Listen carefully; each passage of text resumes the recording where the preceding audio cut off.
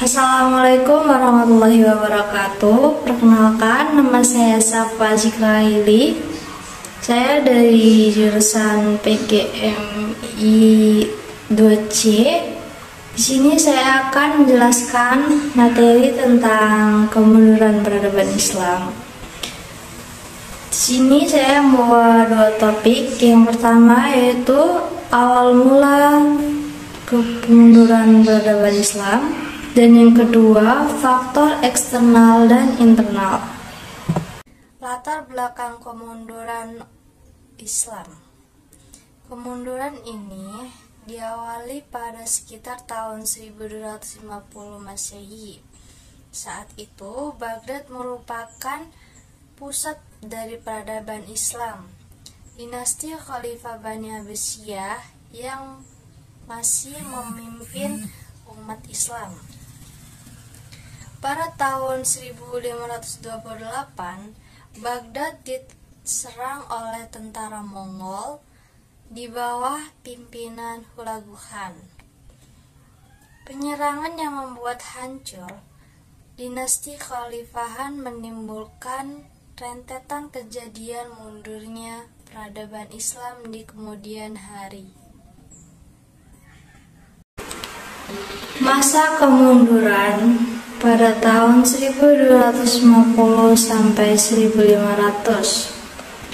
Periode abad pertengahan Islam dimulai saat Bani Abbasiyah runtuh pada tahun 1258 hingga timbul kebangkitan kembali pada sekitar abad ke-19. Pada abad pertengahan, berbagai krisis yang sangat kompleks menerpa dunia Islam sehingga mengakibatkan kemunduran. Periode abad pertengahan ini dapat dibagi lagi ke dalam dua pembabakan, yaitu masa kemunduran 1250 sampai 1500 dan masa tiga kerajaan besar pada tahun 1500 sampai 1800. Awal mula kemunduran peradaban Islam dimulai saat Baghdad yang merupakan ibu kota Bani Abbasiyah dan pusat peradaban Islam diserang dan dihancurkan oleh tentara Mongol yang dipimpin oleh Hulagu Khan pada 1258. Saat tentara Mongol pimpinan Hulagu Khan menyerang Baghdad setelah Khalifah Bani Abbasiyah saat itu Al-Mu'tasim menolak menyerah. Invasi yang dilakukan Hulagu Khan berlangsung brutal dan terjadi pembantaian lebih dari 1 juta penduduk Baghdad. Tindakan brutal ini menghancurkan peradaban Islam baik secara fisik, psikis, sosial, politik, dan kultural. Jatuhnya Baghdad ke tangan bangsa Mongol bukan saja mengakhiri Khalifahan Abbasiyah, tetapi juga menjadi awal kemunduran peradaban Islam karena pusat keilmuan Islam telah hancur. Setelah menguasai Baghdad dan Persia, tentara Mongol kemudian bergerak ke Mesir untuk menaklukkan dinasti Mamluk atau Mamalik yang saat itu berkuasa. Namun, usaha tentara Mongol gagal dalam pertempuran di Ain Jalut yang terjadi pada 15 Ramadan atau 13 September 1260.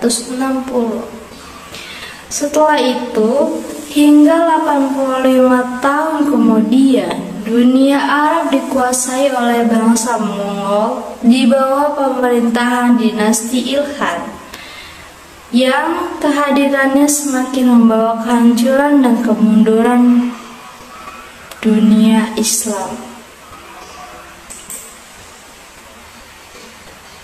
Dinasti Ilkhan. Di masa suram peradaban Islam, ada penguasa dinasti Hulagu Khan atau dinasti Ilkhan yang memperhatikan ilmu pengetahuan, yaitu Mahmud Ghazan di tahun 1295 sampai 1305. Mahmud Ghazan adalah Raja Ilkhan pertama yang beragama Islam, sehingga dia mau membangun kembali peradaban Islam dengan mendirikan beberapa perguruan tinggi untuk mazhab Syafi'i dan Hanafi. Selain itu, Mahmud Ghazan juga membangun perpustakaan, laboratorium penelitian, dan beberapa gedung umum lainnya.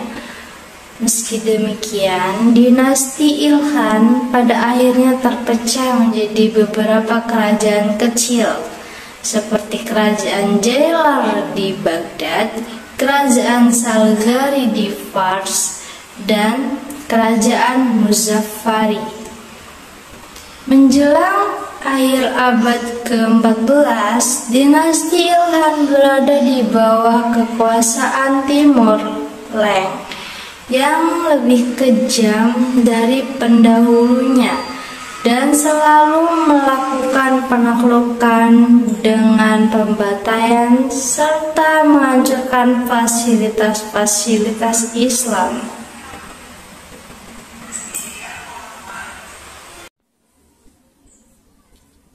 Peradaban Islam Mesir dan Spanyol.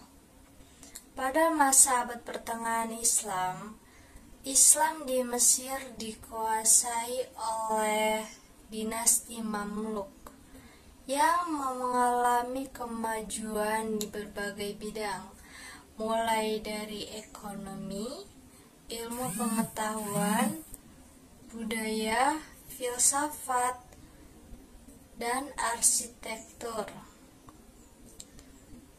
Perkembangan ilmu pengetahuan ini kemudian melahirkan beberapa ilmuwan besar seperti Ibnu Khaldun, Ibnu Khalikan, Ibnu Taghribardi, Nasir al-Din al-Tusi, Abu al-Faraj, dan Abu Hasan al-Nafis. Meski tercatat pernah menghancurkan tentara Mongol dan pasukan salib, dinasti ini akhirnya hancur. Sikap pemimpin dan gaya hidup yang royal serta tidak memperhatikan pada perkembangan kerajaan membuat dinasti Mamluk runtuh. Di Spanyol, peperangan ini terjadi antara dinasti-dinasti Islam dengan raja-raja Kristen. Ketika dinasti-dinasti Islam sibuk berseteru, raja-raja Kristen bersatu, sehingga para penguasa Islam pun dikalahkan pada awal abad ke-17. Kejayaan Islam di Spanyol pun resmi berakhir. Masa tiga kerajaan besar pada tahun 1500 sampai 1800. Tiga dinasti besar yang dimaksud yaitu Turki Utsmani di Turki pada tahun 1288 sampai 1924, dinasti Safawiyah di Persia pada tahun 1501 sampai 1736. Dan dinasti Mughal di India pada tahun 1526 sampai 1857. Periode ini kerap disebut masa tiga kerajaan besar, yang berdiri sebagai simbol kebangkitan peradaban Islam setelah runtuhnya Baghdad. Turki Utsmani bersama dengan Safawiyah dan Mughal menjadi pilar kebangkitan peradaban Islam. Meski demikian, eksistensi ketiganya tidak berlangsung lama, di mana Safawiyah dan Mughal terlebih dahulu runtuh pada abad ke-18. Tiga kerajaan besar tersebut runtuh akibat persoalan internal pemerintahan yang disebabkan merosotnya moral dari para pemimpinnya. Pada abad pertengahan, Islam bukan hanya mundur dalam segi kekuasaan militer dan wilayah, tetapi juga dalam hal ilmu pengetahuan. Salah satu efek kemunduran Islam adalah stagnasi ilmu pengetahuan dan teknologi. Karena itu, pada fase kemunduran, tidak ada sosok cendekiawan dan ilmuwan Muslim yang berhasil tampil mengagumkan sebagaimana para pelopor kejayaan Islam di era klasik.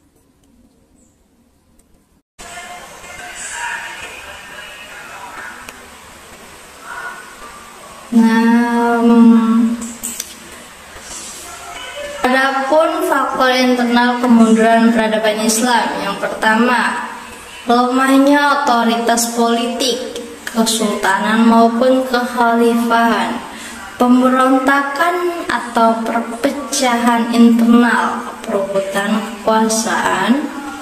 Yang ketiga, kemerosotan moral, terutama di kalangan penguasa pemerintahan.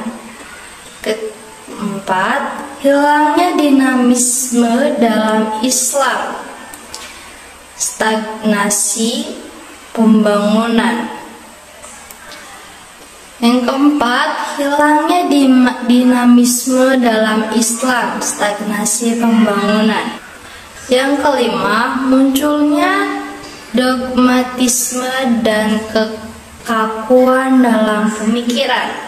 Yang keenam, menurunnya aktivitas intelektual dan ilmiah. Yang keenam, penurunan aktivitas ekonomi akibat krisis keamanan, pertanian, dan perdagangan.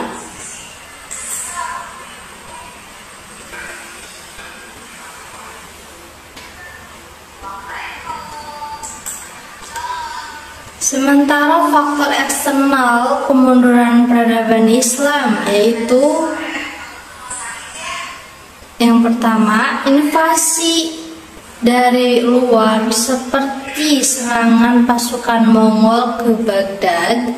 Yang kedua, hilangnya wilayah Muslim seperti runtuhnya Daulah Umayyah II di Andalusia. Yang ketiga, penurunan sumber daya alam seperti berkurangnya tambang logam mulia. Dan yang terakhir, bencana alam seperti wabah penyakit Black Death dan kelaparan.